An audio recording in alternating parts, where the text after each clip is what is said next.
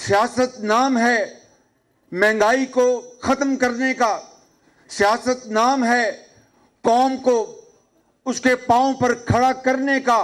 ये काम अंजाम दिया नवाज शरीफ ने उस दौर में। और जब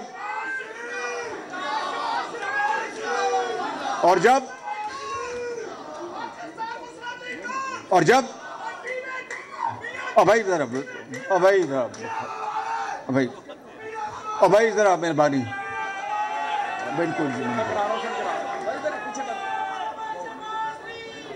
तो मैं गुजारिश कर रहा था मेरे बुजुर्गों, भाइयों और बहनों, भाई जरा और नारे बाद में लगा लेना यार। नारे, अभी इलेक्शन का वक्त आने वाला है, इनको भगाने का वक्त आने वाला है, तो नारे लगाएंगे उस वक्त।